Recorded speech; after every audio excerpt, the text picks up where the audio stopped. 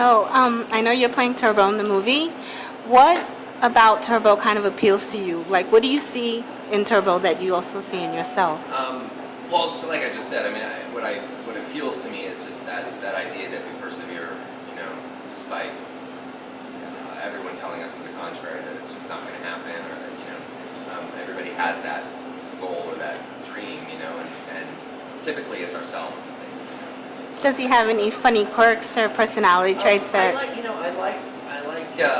grew up with a lot of brothers, so I like the fact that Turbo is kind of has a bit of a silver tongue. He can throw it back at Chet as much as Chet can throw it at him. So I knew growing up in my household, it wasn't my brawn that saved my ass; it was my Your wit. Absolutely. So that was how I also I devoted more time to upsetting my brothers.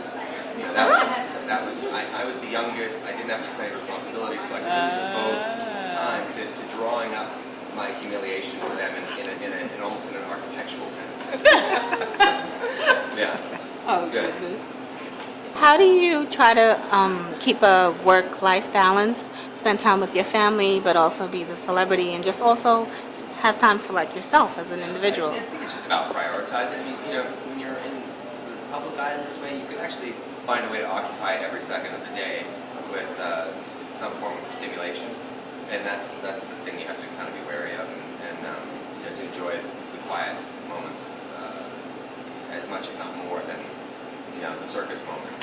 And so for me, it's always been the balance hasn't been difficult. I'm much happier being hermetic and retreating to my little cave and being quite happy there. So it's never been a big deal for me. I'm not, a big drinker. I'm not a big, I just don't.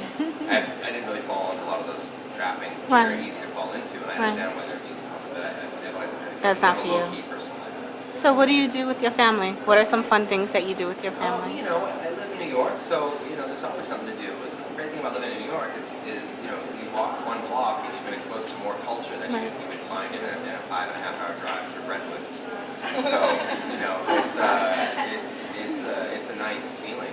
It's nice to live in the city and to be a part of it. It's like a moving, breathing machine, and I love it. So when I have my family, we'll go for a walk. We'll go to a museum. We'll go see a show. There's no nothing to do in the city. Just regular, everyday stuff?